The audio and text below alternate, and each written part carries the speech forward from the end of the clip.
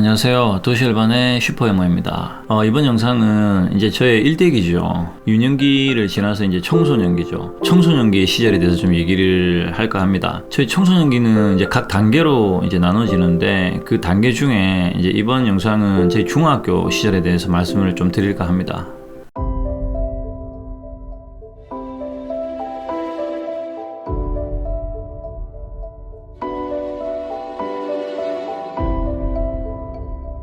저는 이제 그렇게 유년기를 보내고 그 한 분의 인연을 통해서 관리받는 삶과 관리받지 못한 양면의 삶을 제가 살 수 있었다고 제가 이제 말씀을 드렸죠. 그 이후로 이제 그 아주머니가 떠난 이후로 저는 이제 관리를 받는 삶은 이제 끝이 났고, 이제 그렇게 시간이 지나서 제가 이제 중학교로 입학을 하게 됩니다. 제가 중학교로 이제 입학한 이후부터는 이제 저희 어머니께서는 이제 아버지와 같이 하시던 일을 그만두시고 다른 이제 사회적 활동을 이제 많이 하시기 시작했습니다. 아버지 생활은 엄청 단조로웠습니다. 평일에 일찍 나가시고 저녁에는 이제 항상 만취되어서 들어오셨고 낚시를 되게 좋아하셨거든요. 그래서 이제 주말에 또 낚시를 가셨기 때문에 평일에는 이제 일을 하신다고 거의 뵙지 못했고, 주말에는 취미 활동을 나가셨기 때문에 보통 낚시를 가시면은 아침에 되게 일찍 나가셨거든요. 그리고 어떨 때는 1박 2일로 갔다가 오시기 때문에 1박 2일로 가실 때는 일요일 저녁에 늦게 들어오셨어요. 그러다 보니까 평일에도 못 뵙고 주말에도 거의 못 뵙는 날이 허다했죠. 그래서 저는 평상시 때 아버지랑 거의 대화할 일도 없었고 아버지를 거의 뵐 일이 없었습니다. 저희 어머니께서는 이제 이 시기부터 이제 사회 활동을 이제 하시기 시작했는데 뭐 여러 가지 개인적 개인 모임도 하셨고, 특히 저희 학교에 관련된 모임도 또 많이 하셨어요. 뭐 초등학교 때도 이렇게 육성회장 같은 것들을 하셨고, 어쨌든 다양한 모임을 하셨기 때문에 아버지만큼 바쁘셨어요. 근데 아버지처럼 이제 아침에 일찍 나갔다가 저녁에 들어오시는 게 아니라 이제 점심 식사 시간에 맞춰서 나가시고 뭐 저녁 식사 시간에 나가시고 이런 식으로 나가셨죠. 어머니께서 이제 자주 나가셨던 게 문제가 아니라 이제 어머니가 이런 생활을 하시면서 조금씩 외도를 하시기 시작했습니다. 그 당시에는 제가 어머니가 외도를 하신다는 것을 어떻게 알게 되었냐면,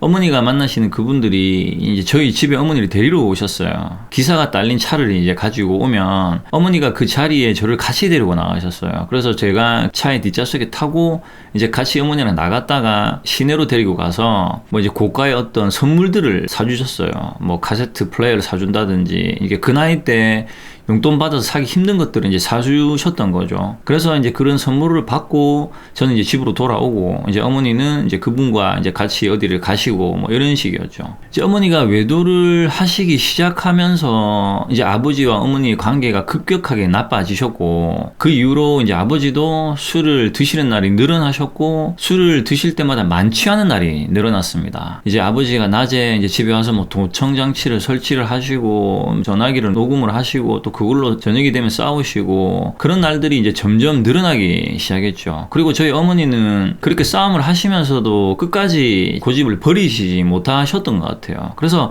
부모님의 어떤 부부적 갈등이 이제 지속적으로 이제 발생을 하기 시작했던 거죠. 저희 아버지는 술을 정말 많이 드셨거든요. 근데 이제 술을 많이 드신 게 문제가 아니라 술을 많이 드시거나 만취가 돼서 오시면, 특히 어머니가 집에 안 계시는 날에는 정말 제가 많이 맞았습니다. 뭐 폭언도 당하고 정말 많이 두들겨 맞았죠. 그 맞는다는 의미가 어떤 뭐 회초리를 맞았다는 게 아니라 구타당하듯이 이제 맞았던 거죠. 저는 이제 어머니가 집에 늦게 들어오시는 날이나 아버지가 이제 어머니보다 더 일찍 들어오시는 날이나 또는 아버지가 만취를 한 날에는 정말 그런 날마다 좀 약간 공포를 느껴야 됐었죠. 저희 집이 어릴 때 이제 집에 들어오는 대문이라고 하죠. 대문이 이제 스텐이죠. 샤시로 이제 만들어졌었는데, 이 샤시로 만든 대문들은 소리가 좀 심하게 납니다. 뭐 이렇게 쾅 이렇게 닫으면 이렇게 철커덕 이렇게 소리가 나는데, 저희 아버지가 만취가 되는 날은 이 대문을 닫는 소리가 좀 많이 컸어요. 그러니까 철커덕 정도가 아니고 이렇게 쾅 하고 소리가 크게 나는 날이었죠. 이렇게 그 대문이 쾅 하고 크게 나는 소리가 나는 날이면 아버지가 술을 많이 드신 날인 걸 제가 이제 알고 있는 거죠. 그래서 그런 날은 뭐 마루에 있다가 이제 갑자기 자는 척을 해야 된다든지, 아니면 뭐 제 방에 뛰어 들어가서 이제 갑자기 공부를 해야 되는 척을 한다든지, 어쨌든 그 대문에서 쾅 나는 그 소리가 일종의 약간 강박증 비슷하게 노이로제처럼 저한테는 그런 소리였던 거죠.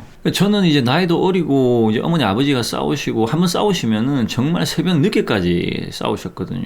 그런 소리가 들리는 날에는 사실은 잠을 제대로 잘 수가 없었어요. 그냥 할 수 있는 게 아무것도 없기 때문에 잠을 자는 척을 했어야 되는데, 그냥 숨소리 죽이고 제 방에서 그냥 누워 있는데 그런 소리가 막 우당탕하고 욕을 하고 소리를 지르고 어머니 우시는 소리를 이제 들을 때마다 그런 시간 자체가 엄청난 저한테는 고통이었던 거죠. 그때 당시는 저는 이제 어떤 생각을 했냐면 학교를 마치고 이제 학원을 가고 학원을 마치고 집에 오면 저녁 10시, 11시 이렇게 됐기 때문에 학업을 한다고 바빴습니다. 물론 뭐 그 당시는 뭐 그런 부모님이 관계가 좋지 못했고 아버지 폭력도 있었지만 뭐 그렇게 그런 것들이 막 상처로 와닿지는 않았어요. 그냥 뭐 다음날 땐 훌훌 털고 눈에 뭐 멍이 들거나 아버지한테 맞아서 뭐 멍이 든다든지 이럴 때는 친구들 앞에 이제 거짓말하기가 조금 민망한 경우는 있었죠. 어쨌든 학업을 한다고 정신이 없었고 공부한다고 정신이 없었기 때문에 뭐 그 당시만 해도 크게 그게 상처였다는 생각 자체를 하진 못했었어요. 그리고 이제 방학 때는 합숙을 갔습니다. 뭐 방학하자마자 합숙을 갔는데 합숙을 가서 이제 방학이 끝날 때쯤에 이제 집에 왔죠. 이 합숙이 이제 어떤 합숙이었냐면 중학교 1, 2, 3학년, 고등학교 1, 2, 3학년 이렇게 정예 멤버를 이제 열 몇 명이 되겠죠. 이 열 몇 명이 저 지방의 어떤 외딴 어떤 섬마을 같은 데 가서 정해진 합숙소에서 이제 이 멤버들이 다 모여서 하루 종일 공부만 하는 데였어요. 아침에 눈 떠서 이제 공부하고 밥 먹고 공부하고 그리고 저녁에 매일 시험 치고 그리고 시험 쳐서 점수가 떨어지면 뭐 이제 선생님들한테 이제 메일을 맞고 이 생활을 이제 한 달 가까이 하다가 방학이 마칠 때쯤 되면 이제 집에 왔던 거죠. 그 당시에 저희 성격은 그냥 되게 어머니 말씀을 잘 듣고 순종적인 이제 아이였죠.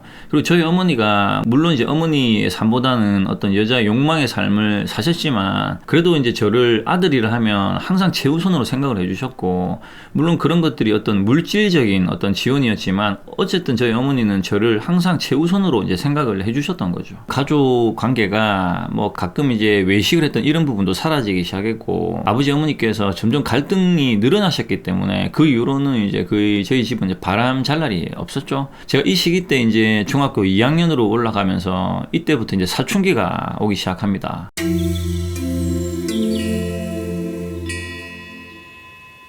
제가 다니는 이제 중학교가 남녀공학이었어요. 남녀공학이었는데 이제 말 그대로 이제 남학생과 여학생이 같은 반에서 수업을 받았죠. 그리고 저희 반은 남학생과 여학생이 이제 짝지죠. 옆에서 같이 앉아서 이제 공부를 하는 이 짝지를 했었는데 한 달에 한 번씩 이렇게 투표를 해서 이제 짝지를 선정해서 그렇게 한 달 동안 이제 그 짝지랑 수업을 받는데 그렇게 이제 투표를 이제 했는데 저희 학교에서 가장 불량한 여자애가 있었어요. 이 여자애는 어느 정도 불량했냐면 이 불량스러운 정도가 다른 또래 불량스러운 여자애들이랑 좀 레벨이 다른 애였어요. 이 친구 같은 경우에는 중학교 2학년이면 어린 나이지 않습니까? 저희 때는만 해도 되게 이제 보수적이었어요. 환경 자체가 지금이랑 좀 많이 다르죠. 그런 시대였는데도 불구하고 이제 학교를 다니지 않는 남자들이 오토바이를 뒤에 타고 학교를 등교한다든지 뭐 여인숙 같은 데서 남녀 혼숙을 하다가 걸려서 뭐 정학을 먹는다든지 그 당시에 불량스러운 여자친구들보다 더 불량스러운 그러니까 학교에서 불량스럽기로 가장 유명했던 여학생이 이제 저희 반에 있었는데 제가 그 친구랑 짝지가 된 겁니다. 처음에 이 친구가 너무 무서웠어요. 뭐 생긴 것도 무서웠고 말투도 무서웠고 그래서 짝지 되는 게 무서웠는데 뭐 그게 싫다고 이제 할 수 없는 건 아니었거든요. 그 친구 옆에 앉아서 이제 짝지 생활을 하기 시작했는데 이 친구는 항상 학교에 와서 수업 시간에 잠을 자요. 잠을 자는데 자다가 선생님한테 걸리면 또 두들겨 맞는 거죠. 그리고 준비물을 안 챙겨와서 두들겨 맞고 뭐 딴짓하다가 두들겨 맞고 학교 생활 자체가 그냥 두들겨 맞는 걸로 시작해서 이제 두들겨 맞는 걸로 끝나는 이제 애였죠. 중간에 계속 잠을 자기 때문에 수업 시간에 처음에는 대화할 일이 별로 없었습니다. 그리고 쉬는 시간이 되면 뭐 사라졌다가 뭐 다시 나타났다고 또 자고 이제 이렇게 시간이 좀 지나면서 이제 조금씩 대화를 하기 시작했는데 어떤 대화를 시작했냐면 이제 준비물을 안 챙겨오면 제가 가지고 온 준비물을 같이 쓴다든지 그리고 이제 갑자기 선생님이 뭘 물어봤을 때 제가 옆에서 이제 좀 찔러줘서 가르쳐 준다든지 이런 식으로 조금씩 친해지기 시작했어요. 이 친구가 처음에는 저를 되게 애로 봤죠. 친구로 대했던 게 아니라 되게 몇 살 정도 어린 애로 취급을 했었어요. 그리고 이 친구는 이제 말이 욕으로 시작해서 욕으로 끝이 났는데 이 욕들이 제가 알아들을 수 없는 욕들을 했어요. 뭐 이제 지금은 알지만 뭐 이 호랑 말코 같은 놈아 이런 식으로 이제 욕을 하면 제가 이제 그런 뜻이 뭔지를 모르니까 그게 무슨 뜻이야 라고 이렇게 물어보면 애들은 몰라도 된다 이놈아 이런 식으로 이제 얘기를 했던 거죠. 그러니까 또래 친구처럼 저를 대했던 게 아니라 무슨 애처럼 이제 저를 이제 이렇게 대했던 거죠. 저는 이제 그 친구가 되게 좋았어요. 재밌고 좀 즐겁고 그 당시는 제가 어떤 성격을 가지고 있었냐면 친구에 대한 편견이 전혀 없었습니다. 뭐 그러다 보니까 정말 다양하게 친구를 사귀었어요. 좋은 친구만 사귀었던 게 아니라 뭐 학교에서 불량스러운 친구들하고도 친구를 했고, 그러니까 공부만 한 친구들하고도 친구를 했고, 그리고 말수 없고 좀 조용한, 그러니까 눈에 띄지 않는 친구들하고 친구를 이제 할 정도로 친구를 좀 두루두루 좀 사귀는 편이었어요. 그렇게 이제 그 친구랑 이제 친해지기 시작하면서 이제 그 친구 집에 놀러를 가기도 하고, 그 친구가 저희 집에 놀러를 오기도 하고, 이런 식으로 이제 관계를 조금씩 형성을 했죠.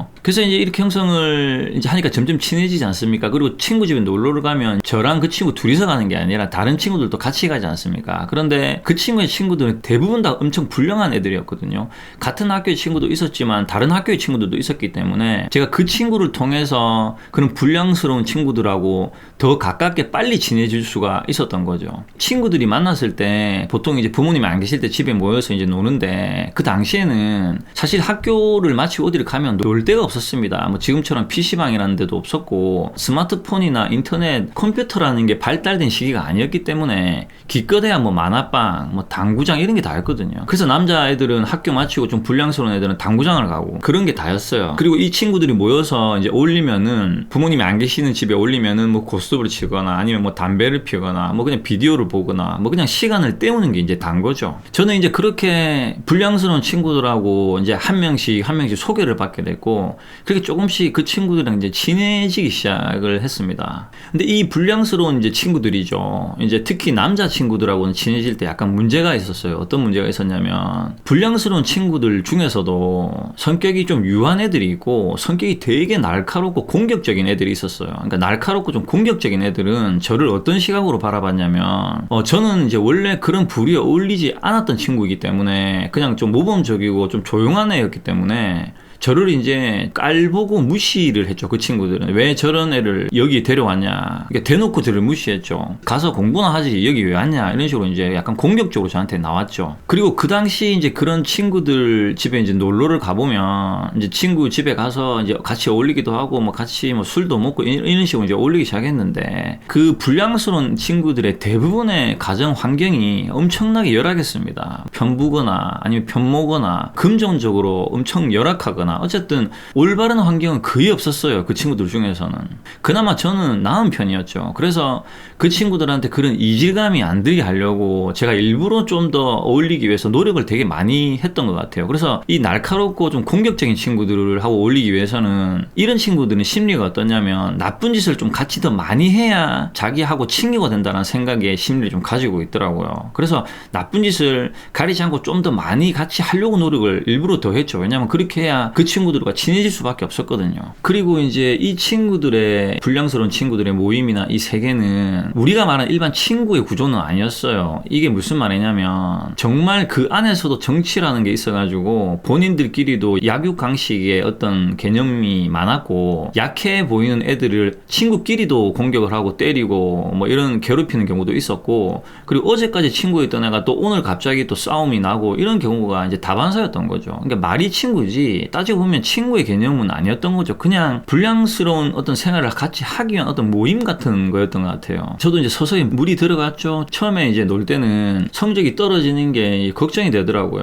아, 이렇게 놀다가 성적이 떨어지면 안 되는데 어떡하지 하고 속으로 이제 끙끙 앓았는데, 시간이 점점 지나니까 그런 생각들이 동시에 사라지더라고요. 그러면서 나중에는 뭐 성적이 떨어지고 안 떨어지고 이런 것 자체에 생각이 전혀 없는 이제 아이가 되기 시작했고, 그 예민하고 날카로운 애들하고 친해지기 위해서 이제 담배도 피고, 그리고 본드도 마시고, 같이 어울려서 할 수 있는 것들은 이제 다 하기 시작했죠. 이 친구들은 말이 친구지, 이제 제가 어떠한 경우가 있었냐면, 저희 집에 도둑이 든 겁니다. 제 옷을 도둑이 들어서 다 훔쳐갔더라고요. 제 옷만 도둑이 이제 다 훔쳐갔던데, 그래서 저는 그냥 도둑이 들어서 옷을 훔쳐갔는갑다 이렇게 생각을 하고 있었는데, 이제 그러고 있다가 친구들을 만났어요. 친구들을 만났는데 이 친구들이 제가 산 그 옷들을 입고 있는 겁니다. 제가 샀던 뭐 위에 옷, 뭐 아래 옷들을 돌려가면서 입고 온 거예요. 그래서 제가 물어봤어요. 아니, 그 옷 어디서 샀냐고 하니까 이 옷들을 샀다라고 하더라고요. 누가 봐도 그것이 제 옷인 게 뻔한데 그 옷을 샀다라는 식으로 얘기를 이제 하는 거예요. 그 말을 하는 친구 중에 한 명이 저랑 가장 친했던 친구거든요. 옷을 훔쳐간 친구 중 한 명은 중학교를 자퇴를 한 친구가 있었어요. 이 친구는 중학생 때부터 절도를 해서 이제 소년원을 들락날락거리는 절도 전과가 있는 친구였거든요. 이제 이런 친구들은 중학교 때부터 학생이 아니었기 때문에 학생 같은 느낌도 전혀 없었죠. 있었지만 이 친구는 어느 정도 어떤 남의 물건을 훔치는 게 습관이 돼 있냐면 슈퍼에 뭔가를 사러 가면 윗돌이 왼쪽 오른쪽 이런 속에다가 엄청나게 물건들을 많이 훔쳐서 나오고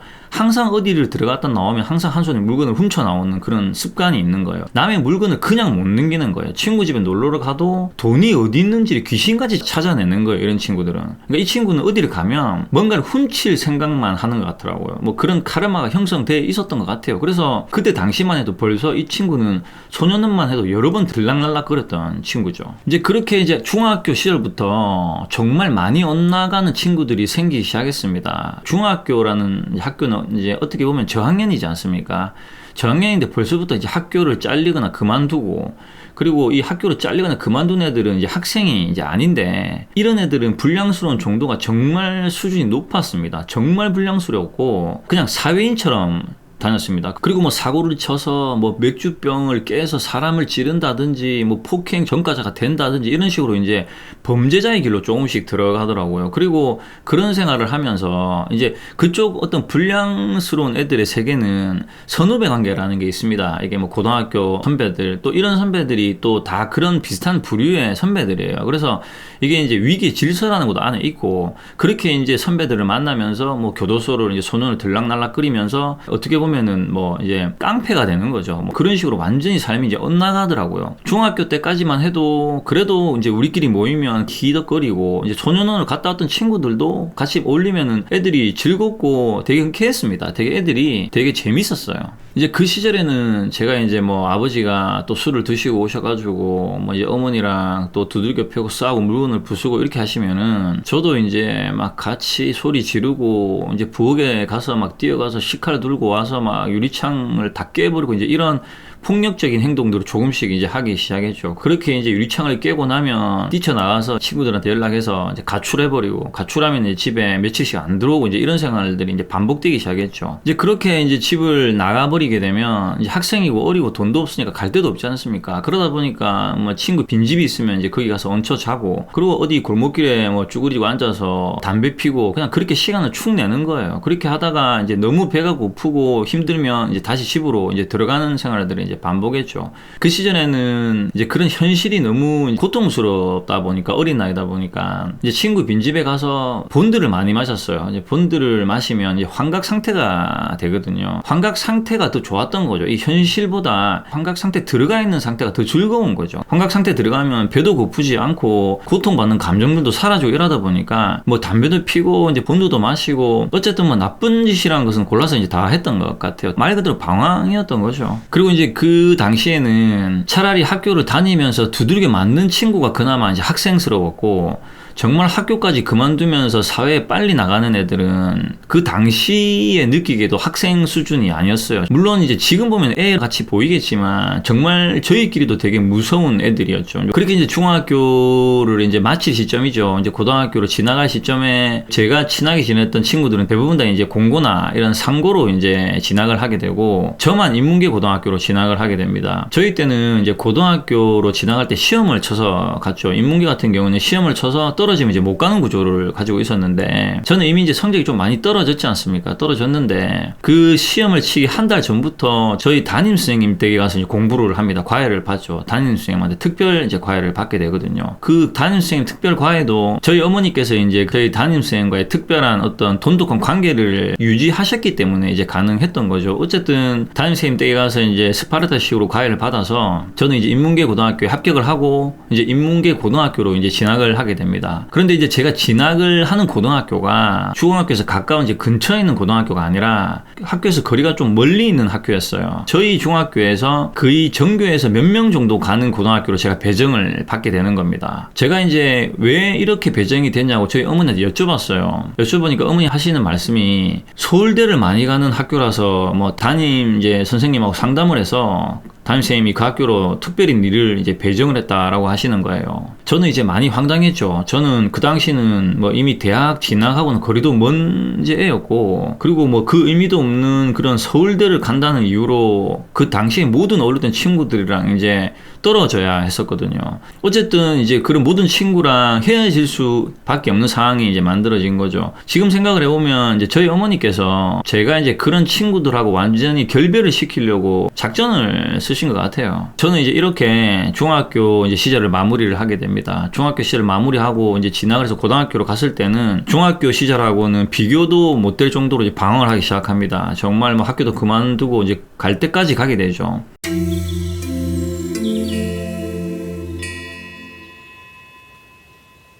인간은 살아가는 의지가 사라지고 살아갈 이유가 상실되면 아무 생각 없게 살게 되고 닥치는 대로 살게 되고 이제 그 순간부터 인생이 망가지게 되는 겁니다. 제가 이제 10대 때부터 방황을 하기 시작해서 몇 년 동안 방황을 했는데 결국 제가 방황을 하면서 제 삶을 망가뜨린 이유도 근본적인 원인을 찾아보면 제가 살아가야 될 이유를 상실했기 때문에 그런 거거든요. 10대가 왜 방황을 하게 되는지 제가 방황을 직접적으로 해봤기 때문에 그 이유를 이제 누구보다 잘 알고 있습니다. 그러니까 10대 때는 방황을 해보지 못하거나 안 해보는 사람은 영상에서 말씀드렸다시피 이런 카르마가 없는 사람은 왜 저런 식으로 이제 자기 인생을 망치는지 아마 이해가 안 되겠죠. 그리고 제가 그때 당시에 올렸던 그 친구들은 뭐 학교를 다니던 친구든 뭐 안 다니던 친구든 뭐 전과자든 그냥 말 그대로 그냥 애들이었습니다. 뭐 강한 척을 하고 어른스러운 척을 했지만 세상 물정 전혀 모르고 그냥 객기 부리고 그냥 사랑받지 못하고 어른으로부터 사회로부터 방치된 소외된 그냥 어떤 아이들이었다는 거죠. 하지만 이제 이런 10대들도 이제 이런 생활이 굳어지고 이렇게 해서 이제 사회 모순과 어른들의 모순으로 이제 보면서 그렇게 나이가 들어서 굳어져 버리면 이제 사회에 악한 영향을 미치는 그런 어떻게 보면 이제 악한 인간이 형성이 되는 거죠.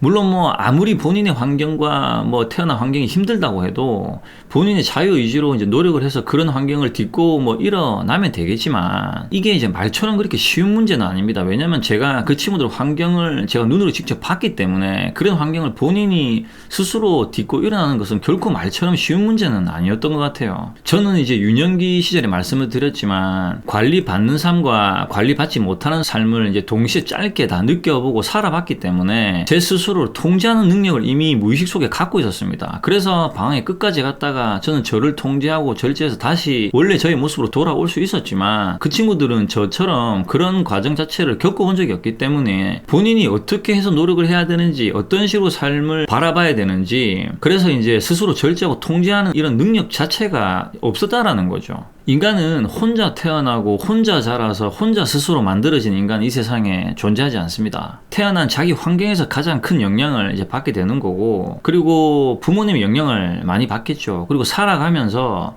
사람과 사람 사이에서 이제 조금씩 이제 물이 들어가는 거죠. 그래서 이제 이렇게 서서히 나이가 들면서 반복된 경험과 이제 학습을 통해서 이제 인격이 형성되고 이렇게 이제 인격이 형성이 돼버리면 다시 바뀌는 건 거의 불가능하다고 봐야 되는 거죠.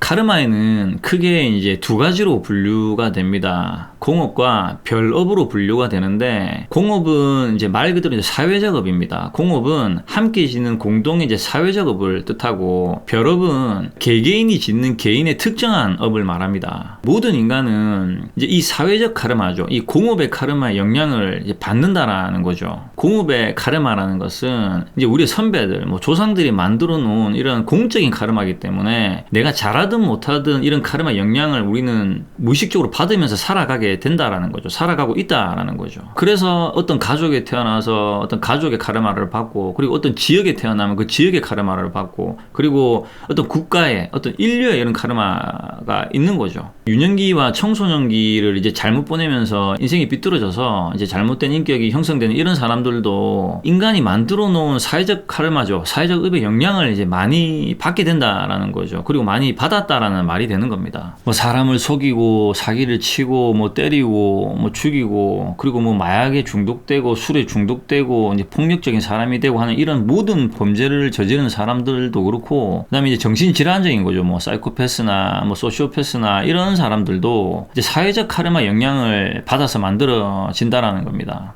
그리고 이제 우리는 이렇게 만들어지는 비인격적인 사람들이랑 같이 살아가야 되기 때문에 살아가는 게 더 힘들어질 수밖에 없는 거죠. 그런데 그런 인격이 만들어지는 것은 100% 그 사람들의 문제라고는 볼 수 없는 게 사회적 카르마가 존재를 하기 때문에 그런 사람들이 만들어진다고 봐야 되거든요. 우리가 이제 예를 들어서 다양한 뉴스를 접하죠. 사건 사고를 뉴스나 이렇게 기사로 접했을 때 어떤 사람들이 이런 식으로 말을 하거든요. 세상이 미쳐 돌아간다고. 이 세상이 미쳐 돌아간다는 이 세상이라는 것은 인간의 모순을 말하는 건데 이런 말을 말을 하는 당사자는 꼭 이 세상에 포함이 되지 않은 다른 영역에서 존재하는 사람처럼 얘기를 해요.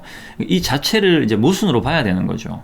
우리 지구상에 살아가는 모든 인간은 60억 분의 1로 어떠한 영향을 미치게 됩니다. 내가 만약에 예를 들어서 뭐 길거리에서 담배를 뻑뻑 핀다든지 아니면 뭐 매연이 많이 나오는 차를 몰아서 자연에 해를 끼치게 되면 나라는 인간이 60억 분의 1로 지구 환경에 영향을 미치게 된다는 거죠. 이게 이제 인류의 카르마거든요. 이제 공동의 카르마죠. 그래서 이런 카르마를 짓기 때문에 변이된 어떤 바이러스들이 생겨나고 그 생태계가 파괴되고 수면 온도가 올라가서 생태계 질서가 위협을 받는 거거든요. 결국 이런 모든 것들이 한 개개인의 욕망과 욕구, 이기적인 이런 행태들이 전체가 모여서 이제 지구를 갉아먹는 겁니다. 그래서 제가 60억 분의 1로 1%든 0.1%든 한 개개인이 확률을 일으키고 있다라는 거죠. 이것을 이제 공업, 사회적 카르마라고 하는 겁니다.